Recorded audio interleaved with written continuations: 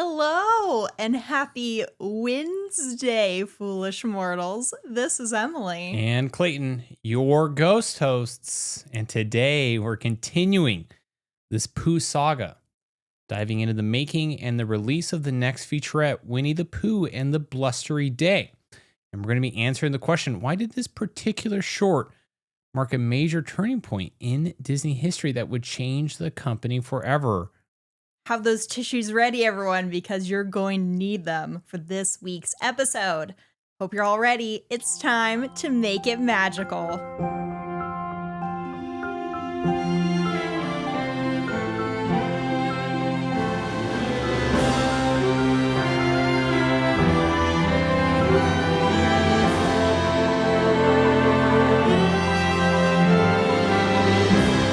Welcome to the show, everyone.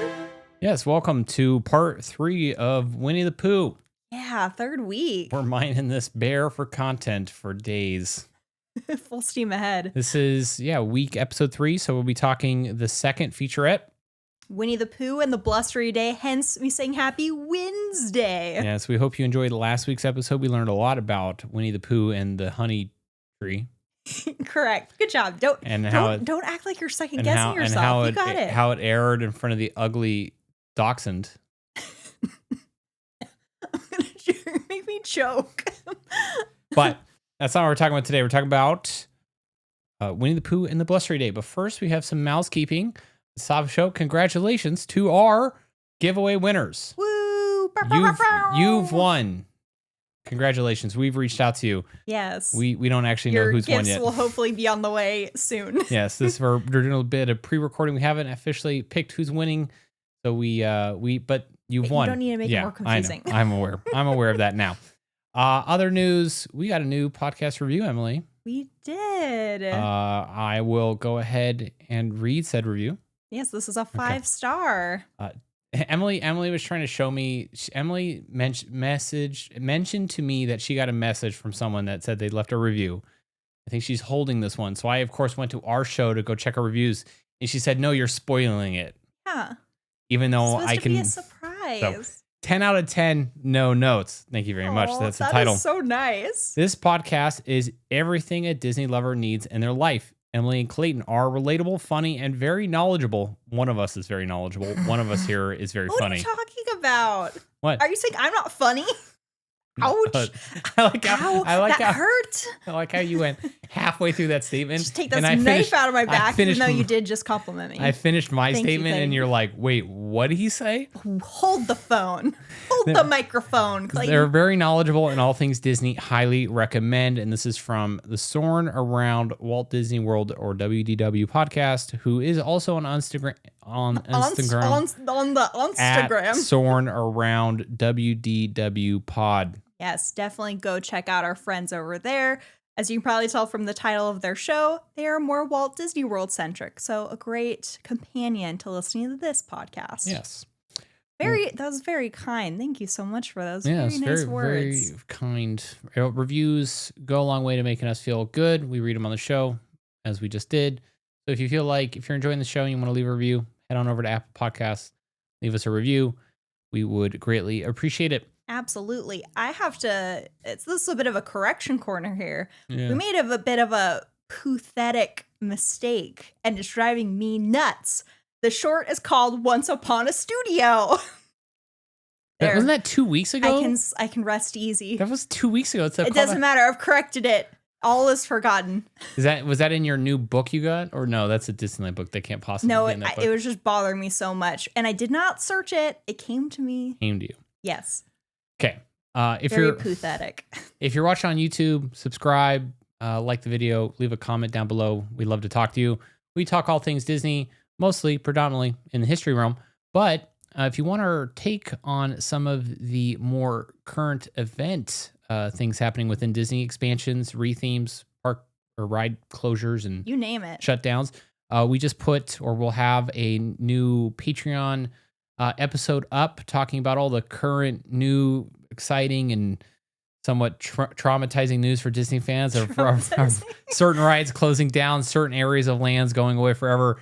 If you want to hear, it's chaos. If you want to hear our thoughts, head on over to Patreon. We'd love to have you there. All that support for the show, comes right back into the show, allows us to find cool new stories and new ways to tell some stories.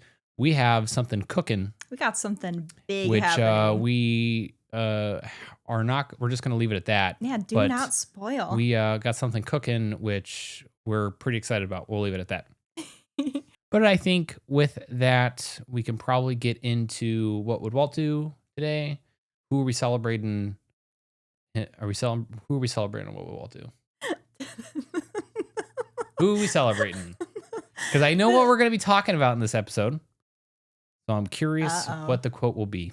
Well, it's not a sad one, so don't worry. Okay. This is just one I really enjoyed. I got to get the tear ducts prepped and primed. This quote comes from Frank Thomas. Hopefully you should recognize that name. It's one of Walt's 9 old men. He will be a part in this week's episode as well. He once said, Walt was concerned that the characters would have more charm than substance, and he wanted to be sure that we captured the story, that we captured the strength in the characters, so that they would exist on their own. They didn't rely on you having read the story. And I think that's very correct considering going to Winnie the Pooh. I think for a lot of people, the American audience that saw it, and people now who are just exposing their kids to Winnie the Pooh, a lot of people go into watching the movie first. And you right away understand the characters because it's just so well done. No, I like that mentality. Okay, that's a good mentality to have. Let's talk Winnie the Pooh and the Blustery Day. Shortly after the release of the first featurette, Pooh and the Honey Tree, and its overall popularity among audiences, Walt wanted production to almost begin immediately on the next featurette, Winnie the Pooh and the Blustery Day. He was certain this follow-up would prove to be an even bigger hit. He's like, we got a hit on our hands, and this one's going to be even bigger. Run.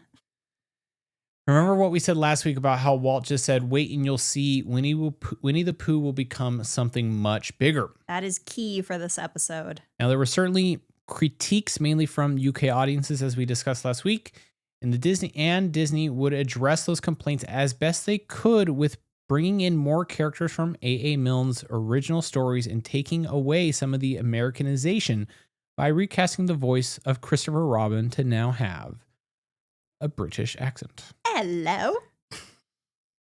I'm sorry, I had to. Maybe he's like Robin, Christopher Robin. Pip, pip, Oh Pooh Bear.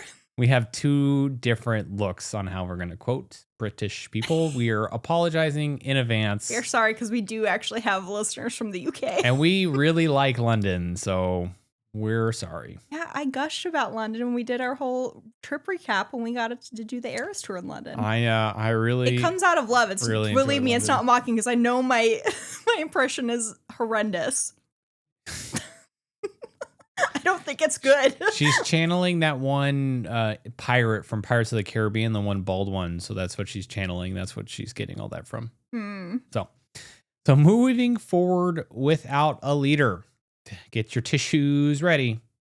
Emily, are you wearing eye makeup? I am, unfortunately. That was a major error on my part. So we mentioned last week that Winnie the Pooh and the Honey Tree released in February 1966, but no one foresaw on the horizon that just over a half year later, devastation would hit everyone that worked for the Disney company.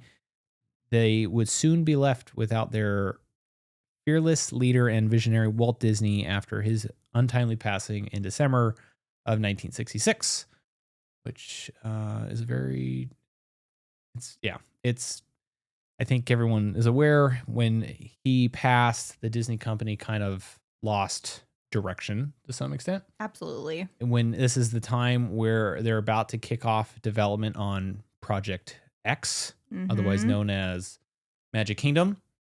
And Epcot.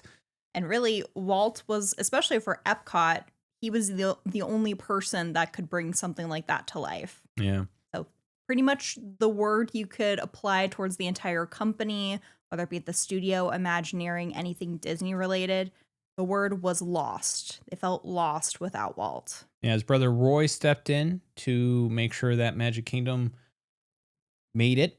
See, you're knowledgeable. What are we talking about? You're not reading off script right now. Unfortunately, and he suffered his untimely passing shortly thereafter. He's memorialized with the Sharing the Magic statue in Magic Kingdom. Make sure to go say hello to him and Minnie. Minnie, he's with Minnie. Mm-hmm. Generally, that's in the Rotunda area of Town Square. They do move it during the fall season. Yeah, during the holiday season. But go pay some love to Roy. Oh, it's a great statue. Beautiful. That's sculpted by our man here at the show, Blaine Gibson. I feel like at this point we have to do a big Blaine Gibson episode on the main show. I don't even know how much there is. We name drop him. So let's ask ourselves, what would Walt do? That's not just the question of make it magical. It's not just the saying of make it magical. It's legitimately what the studio and Imagineering would are asking themselves shortly after the passing is, what would Walt do? And everyone at the studio proceeded in what they felt Walt would do, which was to continue on and continue to try to deliver these world-class experiences that Walt cared to provide to pretty much everyone. Walt believed in these Pooh shorts wholeheartedly and felt they would go on to become something of an extreme meaning to the public. Now was not the time to give up. They would proceed and finish what Walt had started. Yes, Clayton, look deeply into Walt's eyes as you read this part. It's very tough to read this while Walt's staring at me. Disney executives decided in the late summer of 1967 that Blustery Day would be the first animated feature film to be put into production without Walt. You need to sound a little more sadness. I'm trying. Sound a little too upbeat. I'm trying to get through it without breaking down. And so the new Pooh project commenced under the working title of Winnie the Pooh and the Heffalumps. Very interesting. I had no idea that was one of the working titles. I wouldn't have known at all until and you I told also me. Didn't know this was pretty much one of the first things they started to execute once they lost Walt. Yeah, it's very interesting that this is one of the first ones. I wonder if they count this both in the feature and the featurette, but we'll have to look up that offline and come back. Now let's assemble the perfect team, family. Animators, assemble. Oh my gosh. That's pretty good. Come on, that's pretty good. That's pretty good. I think I've made that joke before. I don't know if you've done the animators assemble part. Yeah, I think Imagineers assemble. That's different. Okay, we're going to Ocean's 11, this perfect team. I'm in. Now, keep in mind that Pooh was originally meant to be a full-length feature film, and 2/3 of the story and music had been completed up until this point. Walt had already been there for a lot of that work and went into creating this follow-up feature that would eventually become to be known as Winnie the Pooh and the Blustery Day.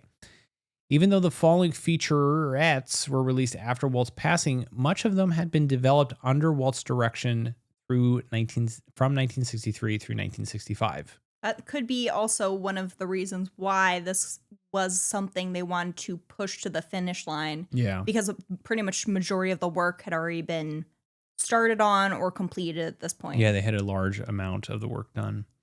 Animators held on to Walt's wishes to remain true to the feel of A.A. Milne's stories and characters and E.H. Shepard's charming illustrations. Yes, they wanted to make sure that did not falter even though Walt was now gone. They knew how important it was to Walt to make this Disney's version of Pooh while also honoring the source material. Many of Walt's 9 old men would remain heavily involved in this project, including Ollie Johnston and Frank Thomas. See, I told you he was coming into the picture. Ollie Johnston is the guy who did the squirrels, right? It was one of them. One of them, yeah. That was like his favorite scene. I have a very... And it was at... Shoot, I wish I knew if it was Ollie Johnston or Frank Thomas, but at one of their funerals, I think it was, they played the squirrel scene because he loved it so much. I'm pretty sure it's Ollie Johnston. I think so. I'm pretty sure because I stood up on a cruise ship and voiced. You yelled it. I did not. You proclaimed to the room. I did not yell this. I did not. I calmly spoke to the room and gave them a Disney fact. You know, you say you're not knowledgeable. It seems like you're pretty knowledgeable and you know a whole heck of a lot about Disney. I'm pretty sure I'm just a Muppet and you're up here you're a Muppet. Talking through my mouth. Are you a man? I'm pretty sure you're just you're mouth puppeting me through how long of this. You're just a Disney nerd, Clayton. Yes, you're not course. a Muppet. Yes, I'm just a Disney nerd. Now, along with director Wolfgang, or as we so lovingly call him, Wooly Reitherman. Not Wolfie.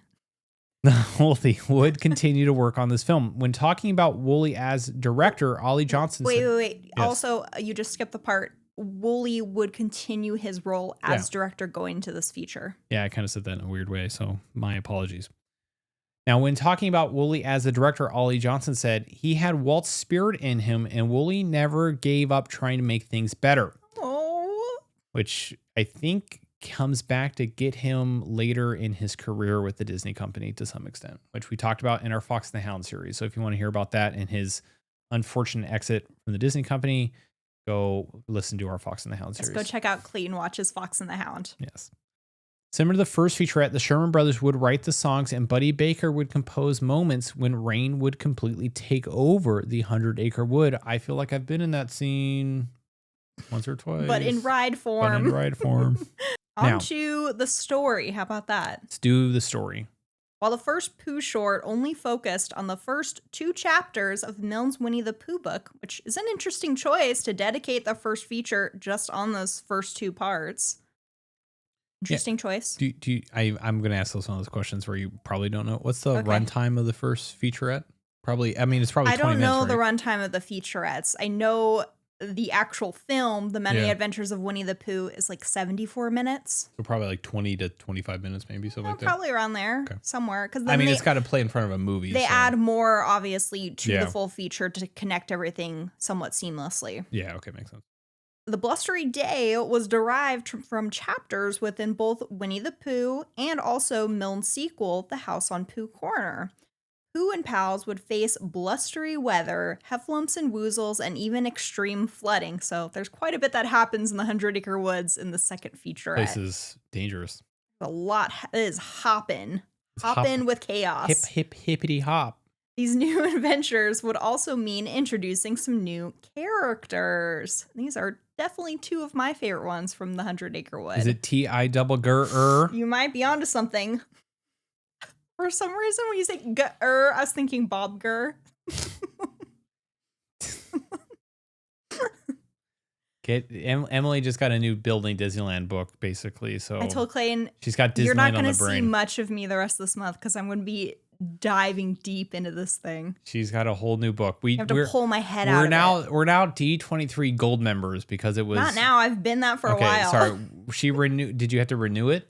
No, I haven't been a member for I don't know how many years. Okay, so then did we have to renew it or something to get this book, or I just had to sign up. Oh. I've been a free member. Oh, I see. Okay, we got a new book and a D23 membership to go with it, and a cool plaque, and Walt's notes on the original plaque. I have no idea what we're gonna do with those things. I know the plaque is gonna get hung up, but I'm not sure we're gonna have to frame the notes. But. Anyways, back to back to the characters. How did we get here? G-er. Bob Gurr. So the 2 new characters would be the lovable ones, Piglet and Tigger. And they would go on to be, honestly, when I ask people who their favorites are, aside from Pooh Bear, usually Piglet and Tigger are typically the ones that are mentioned. My name is T-I-double-GUH-ER. Okay. But aside from their appearances as toys in the live-action Prelude and Piglet's mention in the Winnie the Pooh theme song, these pooper stars, I like superstars, I was wondering what this was. are not seen in Winnie the Pooh and the Honey Tree. Yeah, they're not in the Honey Tree. They're not in it at all, which is weird to think that for quite a while there was no Piglet shown. Yeah. You know, you think Pooh, you think Piglet. They're 2 best buds. They're 2 peas in a pod. They are. What do you think of pooper stars? It's an interesting one, for sure. You really had to drag the bottom of the barrel on that one. Hey, I crushed the Pooh puns last week, and this is a sadder episode, or will be sadder. So I've laid off of it a little bit. We got to get your serious face on for this one. Yeah, I do. So let's talk about. I've proven myself. Yeah. I'm good. I don't need to annoy people more. We hit like 17. I've already offended our UK listeners, so I think I'm good. I need to quit. How could I offend the entire Disney fan base? Okay, let's talk about Tigger. T-I-double-GUH-ER. Are you not going to say it? First, so everyone's favorite bouncy trouncy fella. Did you like that? Yeah. Who is the only one of his kind out there? I feel like I'm taking his words right out of his mouth. Tigger was animated almost entirely by master animator. This is a cool connection. Milt Kahl, one of Walt's 9 old men. Screamed Milt Kahl. Milt Kahl. Do you know another character Milt Kahl animates, Emily? Who, Clayton? No further than Madame Medusa from The Rescuers. Hey, very cool. Some might say. What are you talking about? You know plenty. Rumor has it he based that character off his ex-wife. I don't know. Which that is interesting. I would love to meet that woman. That's a very interesting story. That I don't whole know if it's entire very thing. an accurate portrayal or not. Yeah. 'Cause my goodness. Though the first Pooh book, Winnie the Pooh, was published in 1926, Tigger was not introduced until the second book, The House at Pooh Corner, which was released in 1928. I can confirm because I also read the sequel. Clayton did not. You still haven't finished the first one. I have one story left. I've been a bit preoccupado. You can't make time for Pooh. I can't even make time for my other book right now. Emily's really got me cracking at the whip at the content I'm here. holding you accountable because you said you would finish it. She's got me. Well, okay, let me get all the content made first, and then we can go back. Okay. What do you mean I got the whip like Indiana Jones? No. Okay. Indiana Jones. Indiana.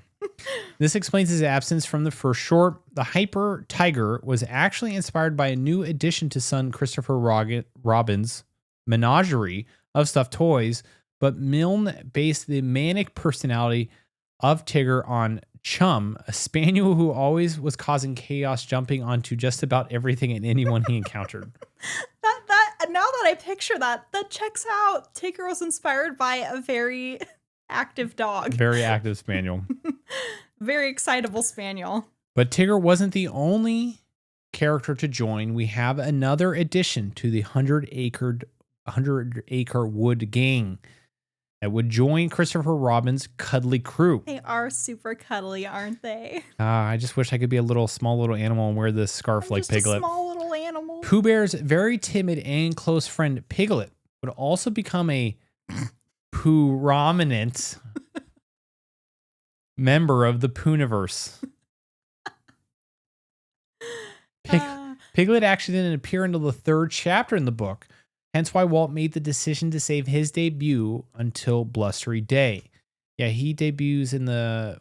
What are they doing? They're doing. You're doing the thing again, where you start. Hey, can you start a thought? We finish each other's. You're gonna finish it, then you stop as if you think I'm going to finish it for you, and I don't, and then you're just left there hanging. You look at me. Wait, what? What is it? Hey, Emily. Wait, what is the first time? Emily, we finish each other's. We don't finish each other's. We finish sentences. each other's. We like to leave each other hanging. We finish each other's. I don't know what the first story was. The Disney animators gave Shepard's Piglet design a rounder face complete with cheeks that could express emotion in animated movement. We need more emotion. More. Piglet, more. Give me more emotion. Less scaredy emotion. More. Just act like you kind of want to be here. Frank Thomas said to take. Well, he's always like scared. Like you want to be here. He's scared, so he doesn't want to be there. He's scared. So now Frank is like, come on, work with me here. So Frank Thomas said to take something like a little rag doll, which is Piglet, and try to give him enough acting through that communicates with the audience was a real challenge. I love Piglet. But I think you did a fantastic job, Frank. Oh, you did. You go, Frank. He turned out fabulous. Piglet is fabulous. They're far, they're near. Heffalumps and Woozles are here. More excitement. I put an exclamation point for you. Heffalumps and Woozles are here. Oh my. Along with Pigger. Sorry. What about Tiglet? Tiglet. What about Pigger and Tiglet? Tiglet and Piglet. Tiglet. Okay. T-I-DOUBLE-GUH-ER. P-I-double-GUH-ER. Piglet and Tigger. Some imaginary honey thieves showed up as well. In Milne's original, the Heffalumps and Woozles were not described in detail or shown, except one shepherd illustration of an elephant haunting Pooh's dream. Yes, a Heffalump is literally just looks like a regular elephant, which I found hilarious considering this was the Disney animated version was my introduction. And then to see in the books and it's just like a regular old elephant. A regular elephant. You're like, it's like, this is kind of a letdown. So the filmmakers were free to let their imaginations run wild with creativity and what these creatures would look like in Pooh's dream. Have you ever seen a part of Heffalumps and Woozles? I mean, I've seen the part of the ride. Yeah. Well, so I get an idea. You get ready. You're going to have to strap yourself in for this one. I get an idea. Doozy. I get an idea based off the ride. So, well, you're in for quite a ride, I'll tell you. In composing the Heffalumps and Woozles song, Robert Sherman remembered there were no rules really, so we could do whatever we wanted to do. He continued, we very much wanted to do kind of a fun, spooky kind of thing. Heffalumps and Woozles were a wonderful concept of Milne's. We loved the play on words. I do too. What is the play on words? Oh, just using those two words? Yeah. I mean, it's meant to be Heffalumps are like elephants. Woozles are like weasels. Oh. You're like, oh, play on words. I get it now. The Sherman's imaginative song inspired Disney animators. Sorry, I'm just laughing at you. You're reading a Richard Sherman quote and you're like, what's he talking about? I have no idea what he's talking about, which is par for the course on the show. You just see, this is the beauty. You get to learn with me on things, even though I already knew. You already knew this. The Sherman's imaginative song inspired Disney animators to new heights of surrealistic creativity in visualizing Pooh's wild nightmare. It's an outstanding sequence, if I do say so myself. It is Richard something Sherman. You will never forget. Richard Sherman's like, it's pretty out there, and to be fair, it's technically all my doing. I'm putting words in his mouth at that point. What? I don't know. Speaking of music, though production began after Walt's passing in 1966, the story and songs had been created with Walt's full engagement. According to Richard Sherman, who along with his brother was actively involved in the story sessions, every single note and every word was okayed by Walt. And that is a quote from Richard Sherman. Richard and Robert Sherman composed the 5 songs heard in Blustery Day during 1963 and 64, along with the other Winnie the Pooh songs that would come later. Mm-hmm. You think they did that on that piano in Walt's office? Oh, Clayton, I'll never forget when we got to go in Walt's office and see that piano. Yeah, I barely could see it through the tears in my eyes. My eyes are completely dry. Ooh. And then they're playing Feed the Birds instrumental in the background. Man. I made eye contact with you and everyone else in that room. No problem. Yeah, okay. Richard Sherman said, Clayton, you can be proud to cry and get moved by Walt's office. I'm just kidding with you, Emily. It's so beautiful in there. It is. It's very heavy walking in there too. If you ever do get a chance to do the Disney Studios tours, which I mean, we can't recommend it enough. I'm sure with the people that are actually listening to this, that would be in your your bucket list regardless. So I know that I'm speaking to the choir, but if you ever do get the chance to do it, it's 100% worth it. It is. It's like not even 100%. It's like 1,000% worth it. Even if it was just for Walt's office, it'd be worth it. But you get to see so much. They jam pack that tour. There isn't a dull moment, or they're never just trying to waste time and show you things just to kill time. It all matters. Yeah, it all matters. It really sets the tone when you get put into Legend Monument Alley, Legend Plaza, and you see we were frantic in there because I needed more time. It's overwhelming, and I've been there before. That wasn't my first time. Like the other 3 members of our group were like lackadaisically looking around, and me, Emily, and the other individual we were with at the time were sprinting all around all in different corners. I'm like, guys, you gotta come here. This is Leota Tombs. We're like sprinting all across the plaza like 3 chickens without a head. Oh my gosh, this is Exitensio. That was pretty much, that was it. Richard Sherman said in another quote, "We wrote a song about Tigger which exemplifies exactly what he did." This is speaking of the song, The Wonderful Thing About Tiggers. The Wonderful Thing About Tiggers, Emily. Because I don't know how the rest of that song goes. The wonderful thing is I don't know how to say this phrase. It was a fun song to write, especially that last line. The most wonderful thing about Tiggers is I'm the only one. But the most wonderful thing about Tigger is I'm the only one. Kind of did it in the right tone there. Oh. Yeah, because obviously, I'm the only one. of course I did that. What are you talking about? Okay, what do you think I am? I'm a performer. Okay. I don't have the pipes of an angel, though, that's for sure. Fun fact, though. Speak for yourself, Clayton. I love your voice. I've watched you literally cover your ears when I've sing to you. No, I don't do that. I'm like singing the 1984 Yeah, when we were seeing like Transformer or Transformer something, then soundtrack. yes. Dare. Na, na, na, na, Now, if you start singing like na, My Heart Will Go On na. from Titanic, I'm all ears. I will be in the front row. Yeah.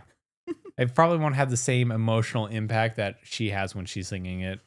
Because I'm a little pitchy. Why don't you do it right now? And our listeners can judge for us. No. But do the really high note. No. I'm not that stupid, but...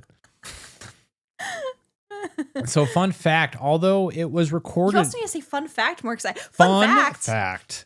Although the song, The Wonderful Thing About Tiggers, was recorded and sung with infectious gusto by Paul Winchell, who is the voice of Tigger in Blustery Day, and heard on some of the Pooh record albums, the second verse of the Sherman's Tigger song was never performed on screen until the Tigger movie, which was released in 2000. I didn't know that. I'm like, I need to watch the Tigger movie There's again. a second verse of it, huh? Apparently. Yeah. I need to listen again because I'm like, wait, how's the second verse go? That's cool. I like that they reused it later on. I've never seen the Tigger movie. Well, maybe that's going to be a required viewing then. As a Sherman Brothers connection. Okay, let's move on to when Pooh was Windswept. She can't even get her own jokes right. Let's continue to when Pooh was windswept into theaters. You know, get it? Because it's Winnie the Pooh and the Blustery Day. Yeah. It would have been better if I got on the first take, but, you know, so is life. Winnie the Pooh and the Blustery Day was released on December 20th, 1968, premiering alongside The Horse in the Gray Flannel Suit, starring Dean Jones and Kurt Russell. What do you think the plot of this movie is? I feel like there's going to be a horse in a gray flannel suit. I haven't. Maybe he changes his fashion sense and, you know, goes to a more colorful color palette. Maybe he wants to be in the Technicolor dream coat. Sharp-dressed horse there. He just wants to be in the... He wants to be in the Technicolor dream suit. Well, I would say that Winnie the Pooh fared a lot better in the long run as opposed to this film. Probably. As also like the ugly dachshund, huh, Clayton? Just like the ugly dachshund. Being advertised as... Clayton, listen up. I'm listening. This Pooh feature, it was being advertised as all new, spelled N-O-O-H. See, they have my sense of humor. Look, that's even on the poster. All I see new. that. They were very confident with this joke. Look at this tagline up here, everybody. I hip, like this. Hip, hooray. That's right. And using all new was to alert audiences that this was not a re-release of the first featurette, but rather a brand new visit with all of our lovable friends over at Pooh Corner. All new. That's just, Disney, you did it. That is a great one. Okay. That is a great one, yeah. And Walt predicted it. This sequel proved to be a smash hit and even more popular with audiences than the 1966 Winnie the Pooh and the Honey Tree. You knew it. It was bigger this time. It was big. I like how Piglet's up there as like a little kite in the poster. He's very cute with his little scarf spraying in the wind. Now let's talk some Bittersweet Aftermath. Yes, this is the part where I start thinking, I love a happy ending. I always love a happy ending. Yeah. Winnie the Pooh and the Blustery Day proved so successful that it was nominated and on April 14th, 1969, won an Oscar for Best Cartoon Short Subject. I think at this time they still didn't have the Best Animated Feature. That wasn't into the 90s when that was this topic that came around. Yeah, isn't that impressive? It won an Oscar. It won an Oscar. Director Wooly Reitherman accepted the award on behalf of Walt Disney. Oh, here comes the goosebumps. Oh, get ready. As he began his acceptance speech, all emotion came through in his voice as he said, Can I say this? Oh, I already have goosebumps. Can I say this? Yes, you may say this. Okay, so this is exactly what Wooly said once he came on stage. To us who have worked with Walt, This is a very special Oscar, and it's a memorable moment in all of the moments we've all shared with Walt. Nothing? I'm trying to process it. No, I think that's very sweet. I know he meant so much to these guys, like all of his 9 old men, Wooly, all the 9 old men. He meant so much to them. So That's so sweet. it's definitely a like this, he's basically saying that this one award represents everything they shared with Walt. yeah. It's a big achievement. It makes everyone involved in this project. They owe it all to Walt and the memories they had with him and what he started. Yeah. That's so sweet. Even to this day, Walt Disney holds the record for most Academy Award nominations and won more Oscars than any other individual, and this featurette would mark the saddest turning point in the Disney company's history. You've known that did you know that fact? That Walt still holds the most Academy Award nominations and won the most Oscars? Yeah, because he touches all of it. Producer, director, I think in some cases, all that stuff. Yeah, so I'm not surprised. I mean, you go to the Walt Disney Family Museum, you spend 25 minutes. The entire lobby is you filled spend 25 with minutes all in a of his lobby looking at achievements. all those achievements. So I'm sorry, I can't get over his speech. It's not so sweet. it's very sweet. And this featurette would mark the saddest turning point in the Disney company history. It would be known as one of the final animated films ever produced by Walt prior to his passing in 1966. Yes, and there's a really amazing photo that is from the Walt Disney Archives of Woolly Reitherman holding that exact Academy Award for Winnie the Pooh and the Blustery Day. While Walt didn't see... Are you sure you want to go? Yes. While Walt didn't live to see the fulfillment of his prophecy about the Pooh characters, after the release of Blustery Day, it won an Academy Award. It was extremely successful, and Pooh became this established Disney character that's now accepted around the world just as much as any other characters. This really was the truest of tributes to Walt. Even though this all happened after his passing, this was still something he was very much involved with. There's beauty in that even though he may not have been there to supervise it, Richard Sherman declared Winnie the Pooh and the Blustery Day as being Walt's last great achievement. I'm crying. I didn't realize that this had so much, like, it was such a pivotal moment in the Disney An animation emotional company. one. Yeah.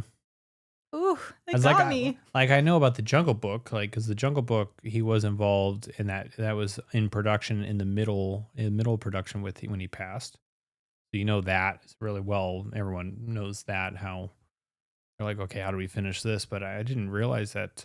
Winnie the Pooh doesn't get talked about when it comes to one of Walt's last projects. Yeah, exactly. Because again, it's like everyone that worked on this had continued saying, and that we've quoted, he was there for pretty much the entirety of making this second short. So when it even comes to the full-length feature of Many Adventures of Winnie the Pooh, he was there for 2/3 of completing it. Yeah, so maybe that's why, because it's in the same vein as like the Jungle Book, in that he's involved with it. And is it Robin Hood maybe then that's like produced entirely without him? That was without him. Yeah, is the first one who without him in entirety. Maybe Yeah. that's why you had that pet. Well, but there's even more to this because it was them winning an Oscar. yeah, So it's crazy. to hear the words from Richard Sherman, which I just love, him calling the Blustery Day Walt's last great achievement. That's it's pretty powerful stuff. Yeah, I would agree. And I love that. I've always loved Winnie the Pooh, and to know just how meaningful it was and what they accomplished with it, just what it means from it being one of the last stamps of Walt's work, and the team still went ahead to make sure it became a reality. That's amazing. No, and it makes it hold even more significance in the Disney library. Yeah, I got to write this wrong. I got to watch it. Yeah, gotta correct this now. What'd you think of all of this? I obviously I love hearing about these kinds of stories, more of the emotional connection and to Walt's past and his life's work. So I really enjoyed learning all about this and hearing from Richard Sherman and other animators, other of Walt's 9 old men, Right. what they had to say. Yeah. No, it was very interesting. There's a lot of interesting information about the Blustery Day in this. It's very, very interesting. Did I get you? Yeah, she did. I didn't see any visible tears. I need to try harder. I fought him back. You don't have to fight. What about this photo? You didn't comment on the photo I found. I like screamed. This is perfect. This is like one of the first times they try to put Pooh in the park center or something. Yeah. Yeah, they had him as a character that was to basically advertise Winnie the Pooh in the features. Super cute, huh? Yeah. His little shirt. His little honey pot on his head. Yeah. Well, we'll be back next week. We're talking the third Winnie the Pooh featurette briefly, but then that will morph into the mini adventures of Winnie the Pooh and what it took to do the feature release of it. To really fulfill Walt's true vision for Winnie the Pooh and finally transform it into a full-length feature. You got a lot of Pooh coming. Still a lot of Pooh to go. That's how you're going to end this episode? No, none of this Walt's great achievement. There's a lot of Pooh. We're backed up. There's still a lot of Pooh to come. We're backed up on Pooh content. Yeah, we're back. You're the one who said backed up. I didn't say backed up. You started it. I just said we have Pooh content. I didn't. You made it what it is. I just said we had Pooh content. So yes, this has been Winnie the Pooh and the Blustery Day, the final release of anything that had Walt's production involvement in. Emily's got the picture of Walt still staring at us right there. Look at it, Clayton. Look at it. So, I want you to end on an emotional note. So come on, you're really begging me to get you a Walt shirt that I purchased myself and didn't get for you. I very much admire the man and what he's achieved and his attention to detail and his willingness to push things forward. And to some extent, it's something that we're missing these days. And, I have a connection to this portion of Disney history and the Disney company because she's sitting right next to me. Oh, me? Who, me? No, it's this ghost over here. So perhaps. I didn't know anything about this. I didn't know about his connection that he basically still, let's say, produced 2/3 of this movie or this featurette before it was officially released. So I've never heard the story that he basically was involved with this. That it was always that the Jungle Book was the last thing that he was quote unquote working on. But it's because they did so much work on this prior to, and then they made the decision to do the featurette. And it makes sense that he had done a lot of work on this. Yeah. So that's a very interesting piece of information I've never knew before. It's brand new, but NOOH. It's brand Pooh. Okay, enough of this Pooh's. Aw, Pooh-hoo. Pooh-sensical discussion. Pooh-hoo. That's me going boo-hoo, by the way. So we'll be back next week again with more Pooh. If you're enjoying the show, again, leave us a review on Apple Podcasts. If you want to support the show, head on over to Park Hop Tees. Get yourself some Disney-inspired tees. Get yourself that Walt shirt. Yeah, there's sunglasses. Actually a couple Walt shirts. Telling you got to get that shirt. But if you do, use our code MagicalPod20, save yourself 20% off. And if you want to get yourself some magic candles to really fill your house with park scents, sweaty feet and stuff like that. Sweaty feet. No, it's to mask the smell of sweaty feet in your house. Not bring you the scent. If you want like Main Street vanilla. That's better. There's not a sweaty feet scent. What are you talking about? Or Dole Whip Daddy. Head on over to Magic Candle Company. Get yourself. Why are you just making up names? That's funny. There is actual pineapple whip one. Yeah, I know. Head on over to Magic Candle Company. Use our code Magical15. Bring the parks to you. This is something that Emily does to bring the parks home when she can't be in the parks. Always. It's pretty much a daily basis here. Yeah. There's a candle always going. It's like, it's the combination of her two true loves. There's a Disney shirt always being worn. There's a Disney candle constantly being burned. There's Disney music constantly being played. There's probably a Disney book that I have open. Please help me.